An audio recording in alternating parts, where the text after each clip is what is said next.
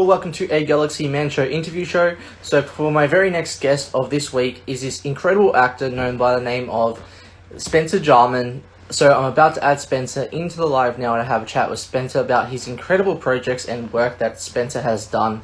So yeah, let's add Spencer into the live and have a chat with Spencer. Hey, Spencer. Hey, how's it going? Yeah, really good, thanks. I just want to say first up, thank you so much, Spencer, for taking the time to join my show. Oh, yeah, absolutely. Such a pleasure having you on today. To people that don't know who you are, Spencer, if you could give like a bit of backstory into yourself, and then we'll dive right into the questions. Oh, it's going to be really underwhelming. So I grew up in Oregon, really small town, graduated with like 24 kids in my class, got into a theater program at like a small community college, and then that's what I decided I wanted to do. So I left, I went to Portland, Oregon, pursued acting there, decided I wanted to move to LA. So I moved there after I did like a year of firefighting. And then I was there for 7 years, pandemic hits. I go back home to Oregon just to kind of be with family and stuff. And then I didn't really want to go back. Just everything was shut down. So I didn't want to go back. And so I came to Utah. My sister lives in Utah, and me and my girlfriend and my dog came here. And it's been great. Awesome. So we'll dive right into the very first question now, Spencer. So in 2020, you were actually in a video called A for an A, and you actually played the role of Callum in A for an A. What was like the whole experience like getting to play the role of Callum in A for an A? So I'm going to try to be nice, but it's actually I for an I because it's a Scottish film. But also A for an A. So it was a project that I actually created because at the time in Los Angeles, I wasn't getting any work. I didn't have my latest theatrical agent, and I just wanted to do stuff. And all my best work was in class. And I was like, I just need to showcase something. So I created it. I produced it. I wrote it. I acted in it. You asked what was the most memorable thing? Yeah. When we were on set, I would say it was really nice to work with my friends because I just chose actors that I previously worked with. The director was a friend of mine. He was kind of doing me a favor. He's very talented. The thing that I first remembered though is I had this pipe scene. So I'm like just smoking on this pipe, and it was in a close-up. I wanted it to look really cool, so I take this huge puff, and then I just kind of slowly let the smoke come out, and I go to say a line, and then I just stop. I'm like, where were you? And then I just cough a bunch, and it looks really stupid. And then after that, everyone just lost respect for me. So. Awesome. So on to my very next question. So you were actually in a new film called Sight. What was like the whole experience like for you getting to be in this film called Sight? Like what was like being on set like for you, especially being in this film? So that was with, I created that with my best friend in 2016. And that was our first film that we ever did. We got a bunch of other friends to help shoot it, and they brought a bunch of people. It was really awesome. We shot it, most of it up in Palmdale, which is just north of Los Angeles in the desert. It was a really cool shoot. It was, I want to say I think it was one day. Yeah, we shot in the morning in a house, and then we left. We shot in this alleyway, and then we shot in Palmdale, and we stayed out really late because there's kind of a extraterrestrial element to it, so you have to be there late. It was really cool. It was a lot of fun, though. So on to my very next question. So in 2012, you were actually in a film called Managing Pain. What was like the whole experience like getting to be in Managing Pain? Because wow, you played the incredible role of Scott. So yeah, what was like the whole experience like getting to play Scott? That was I see that Adam has joined. He's this guy from my class. He's probably gonna talk trash.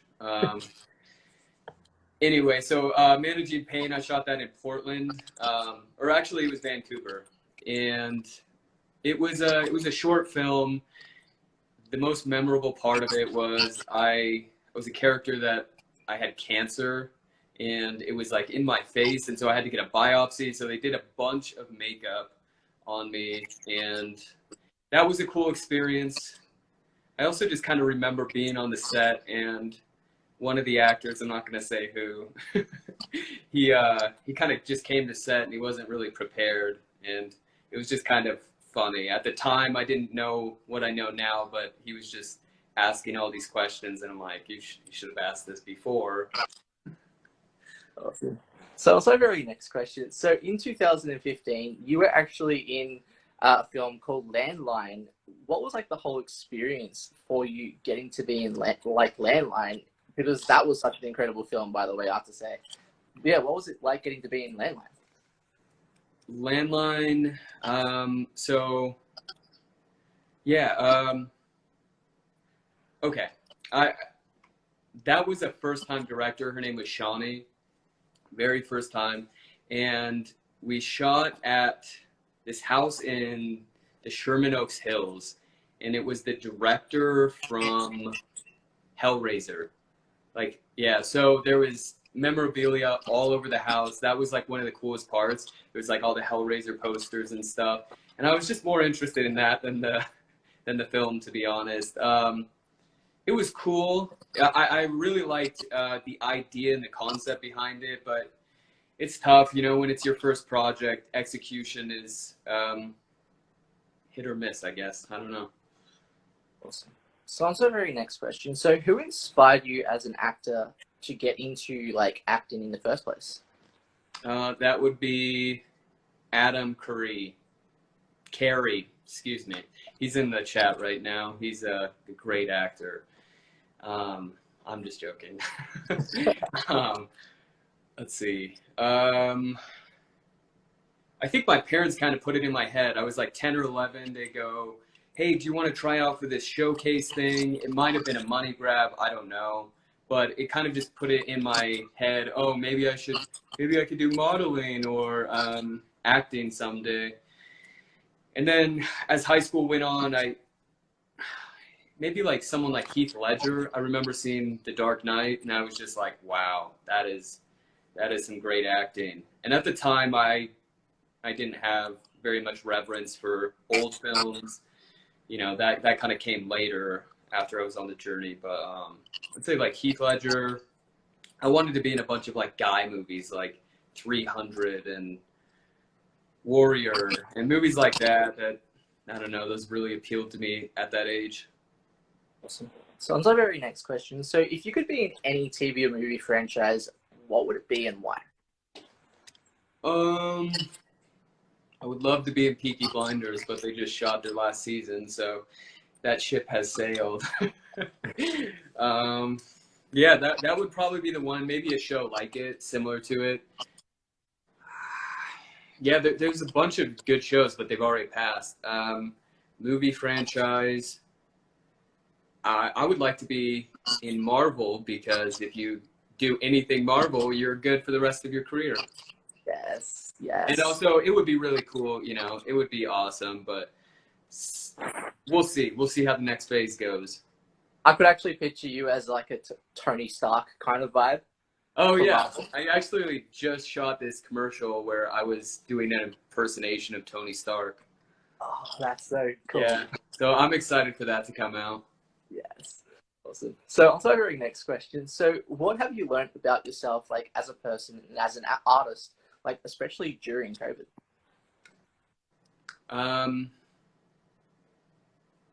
So one of the main things that I remember people talking about, like once COVID hit, especially my acting teachers, is take care of your mental health, do what you need to do for yourself. It's okay if you're emotional. It's okay if you don't want to do anything that day. And I tried that, but it didn't make me feel good. Like just kind of being lazy for myself. It didn't make me feel good. So I feel way better if I'm busy, if I'm doing stuff. Like even if it's just small things, like anything artistically, just once I do one thing, I just feel way better. I feel more accomplished and more fulfilled. So on to our very next question. So what are like the positive and negatives into the whole acting industry, and how do you get through those like negative moments as an actor? I guess your dream would keep you, your dream of like, I guess making it, but which it just constantly changes and the goal line just gets further, I guess. But like that would keep you through, you know, the tough times. Negatives, there are a lot of negatives that you can actually frame as positives. There's a lot of like learning moments, and you can fail and you can learn from it. Negatives are, I guess, unpredictable schedule, rejection, uh, questioning your self-worth. Why am I doing this? Am I ever going to have money? Because it's just a money pit and an energy pit. Like, but the positives are, it like every time you book something, it literally feels like, it depends on the project, but it feels like winning something. Even though you put in the work and you did everything, it feels like you won the lottery. Getting to create is amazing. It's one of the best feelings. I think it goes beyond just having like an interest, like a hobby. It goes deeper. At least for me, it feels more like a soul thing, like I'm supposed to do it. So I would say that's the positives. It's great to work with talented people. We have a lot in common. You can talk about films. That's, I don't know. Yeah. So that's a very last question. So what's like next for you, like project wise, for like the rest of 2021 that you like to announce? I don't even know. I'm kind of waiting for some of these projects to come out that I just shot. I just did this music video, this narrative music video. It's by Tristan Cole. It's called Damage, and that felt like shooting a film. It's going to be kind of like a mini movie, like 6 minutes. That was amazing. Still waiting to hear back on a couple projects, but like I'm not like waiting for it. It's just, it will dictate my schedule. So if I don't get it, I don't really care. Because I've gotten more auditions this year than multiple years in LA. It's like 2 a week.